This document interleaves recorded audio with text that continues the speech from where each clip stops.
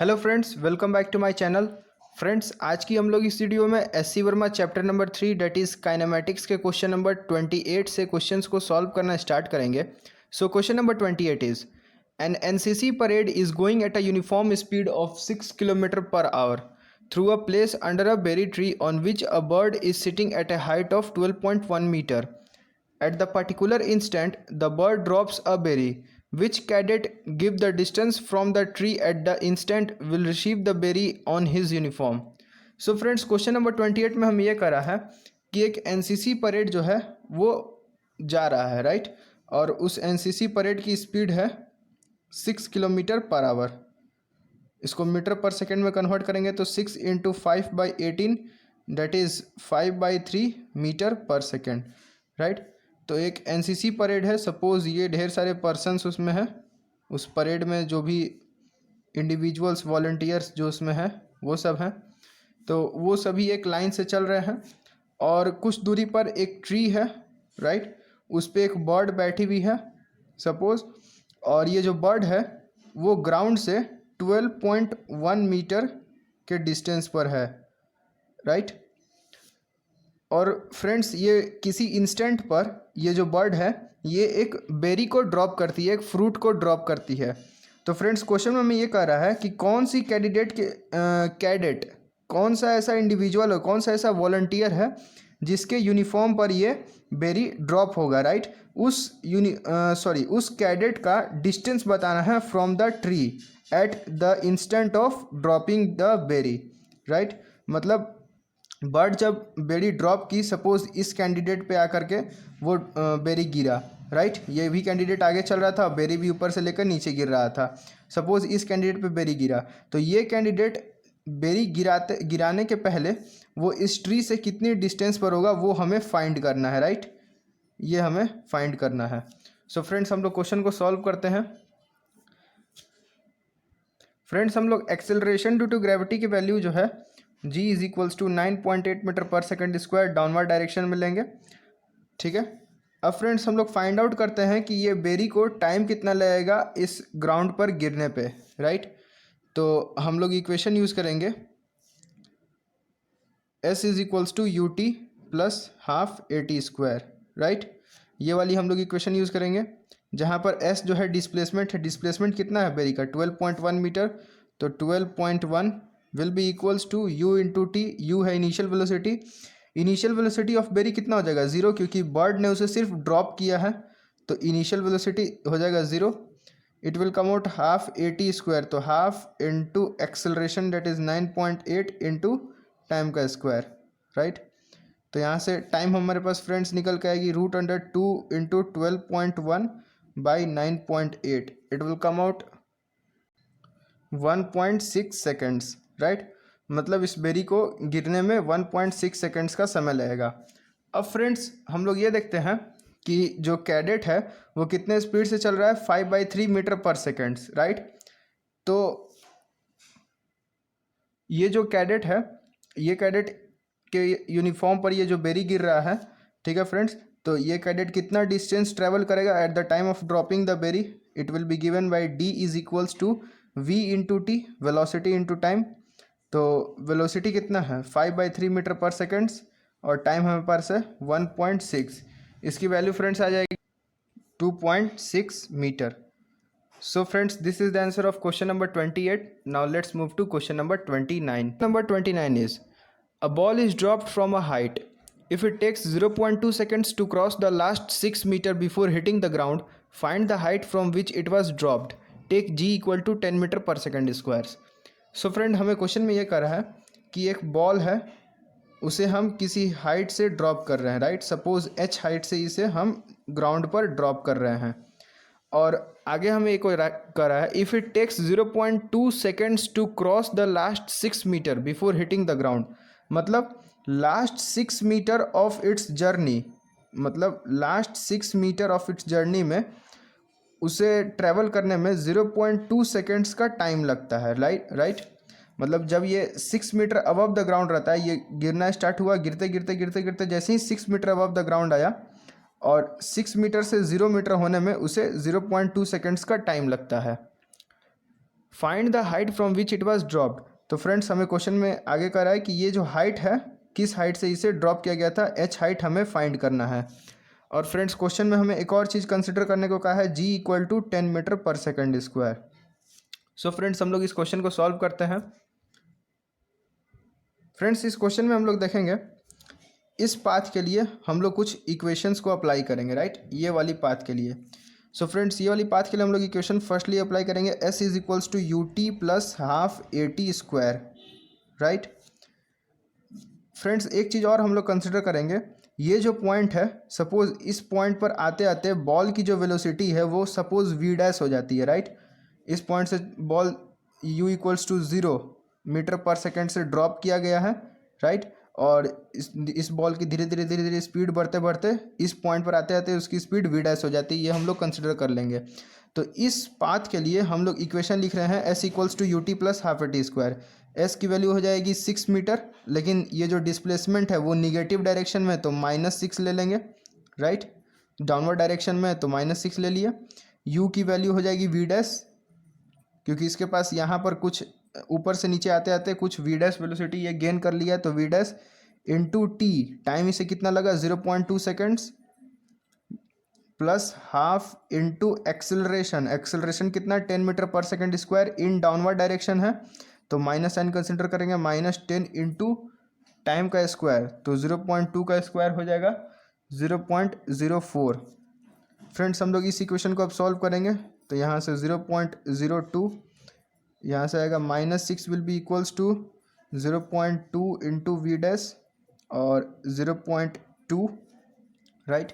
तो यहाँ से -6 plus 0.2 will be equals to 0.2 into v dash. So friends ये हम लोग देखेंगे 6 में से 0.2 गया, -5.8 will be equals to 0.2 into v dash. तो यहाँ से वी डैश की वैल्यू आ जाएगी -5.8 by 0.2, it will come out 2 2 ज़ा 4 और 2 9 ज़ा 18, -29 मीटर पर सेकेंड।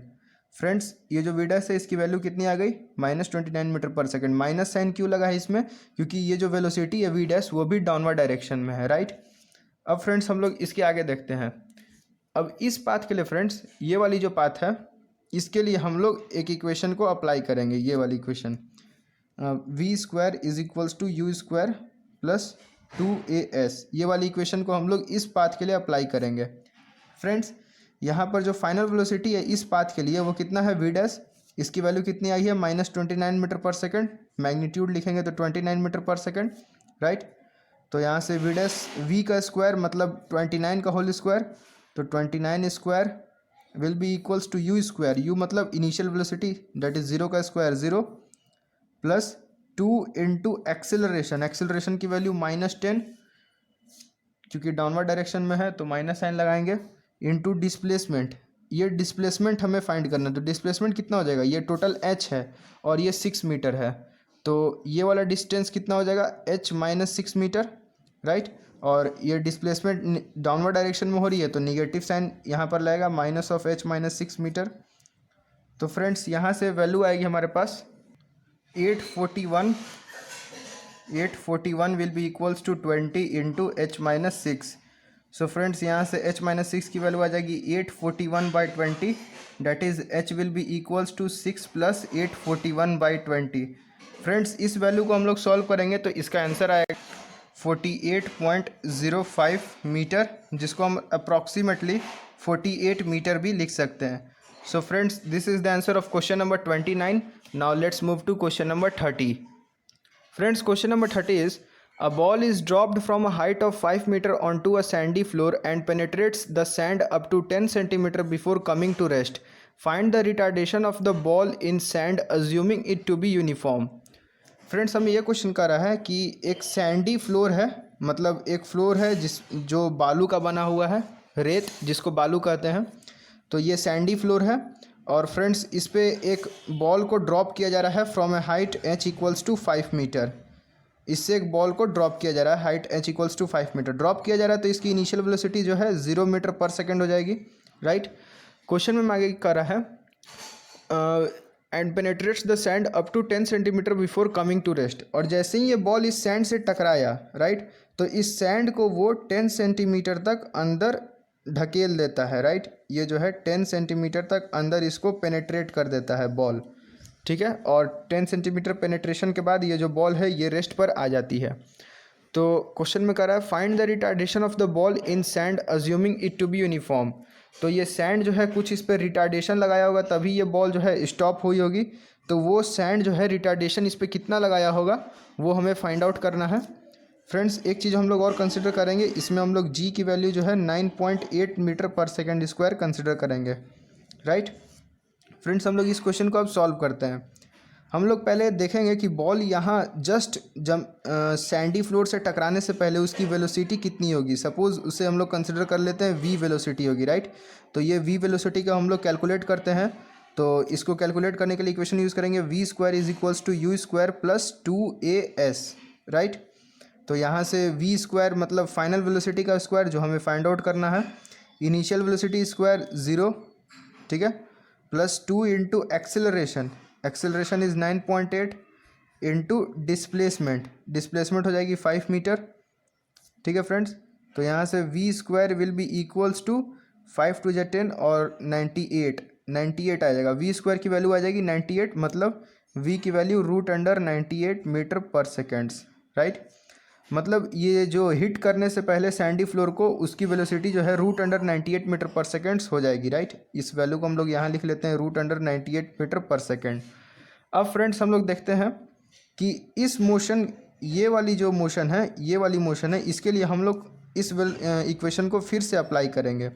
सो फ्रेंड्स ये जो बॉल है ये जब सैंड को पेनेट्रेट कर देता है तो उसकी फाइनल वेलोसिटी क्या हो जाती है उस समय, v dash is equals to 0 metre पर सेकेंड हो जाती है, राइट। क्योंकि बॉल जो है 10 सेंटीमीटर पेनेट्रेट करने के बाद बॉल जो स्टॉप हो जाता है। सो फ्रेंड्स इस इक्वेशन को फिर से इस वाली मोशन के लिए अप्लाई करते हैं। तो v square will be equals to u square plus 2 into acceleration into displacement, right.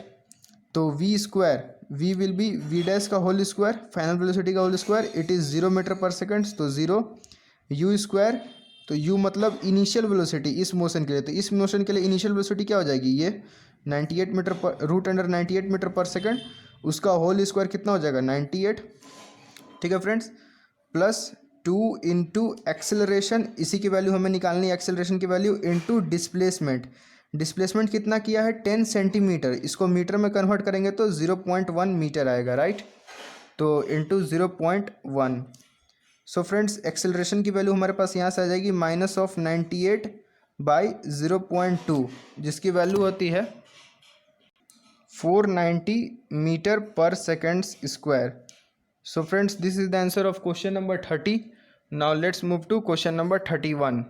So friends question number 31 is an elevator is descending with uniform acceleration. To measure the acceleration, a person in the elevator drops a coin at the moment the elevator starts. The coin is 6 feet above the floor of the elevator at the time it is dropped. The person observes that the coin strikes the floor in 1 second. Calculate from these data the acceleration of the elevator. So friends हमें question number 31 में करा है कि एक elevator है वो नीचे जा रही है with uniform acceleration. Elevator friends मतलब एक तरीके से लिफ्ट है, राइट। सपोज़ ये लिफ्ट है, इसमें एक पर्सन खड़ा है, ठीक है, वो एक कॉइन को जस्ट ड्रॉप करता है फ्रॉम वेलोसिटी 0 मीटर पर सेकेंड्स, राइट। वो पर्सन जो है इस कॉइन को ड्रॉप कर रहा है। अब फ्रेंड्स ये जो एलिवेटर है वो नीचे जा रही है with some acceleration a। Suppose acceleration a हम लोग कंसिडर कर लेते हैं, इस एक्सेलरेशन से नीचे जा रही है। फ्रेंड्स आगे क्वेश्चन में कह रहा है to measure the acceleration of person in the elevator drops a coin at the moment the elevator starts. मतलब जैसे ही एलिवेटर स्टार्ट होती है तो पर्सन इसका एलिवेटर का एक्सेलरेशन नापना चाहता है और उसके लिए वो क्या करता है कि एक कॉइन को ड्रॉप कर देता है, ठीक है। कॉइन को जस्ट वो ड्रॉप कर दिया। The coin is 6 feet above the floor of the elevator eight the time it is dropped. और जब ये कॉइन को ड्रॉप कर रहा था तो वो 6 feet अबव थी from the floor of the elevator, right. आगे क्वेश्चन में कह रहा है the person observes that the coin strikes the floor in 1 second। और जैसे 1 second बाद ये कुछ जो लिफ्ट है वो कुछ नीचे आई होगी, राइट। ठीक है फ्रेंड्स, ये लिफ्ट नीचे आई होगी और ये जो पर्सन है ये देखता है कि जो कॉइन है वो 1 सेकेंड बाद इस लिफ्ट पर नीचे इसके फ्लोर पर स्ट्राइक करती है। जो कॉइन को टाइम लगता है t = 1 सेकेंड का। ठीक है फ्रेंड्स, तो फ्रेंड्स हमें क्वेश्चन में ये पूछा जा रहा है calculate from these data the acceleration of the elevator.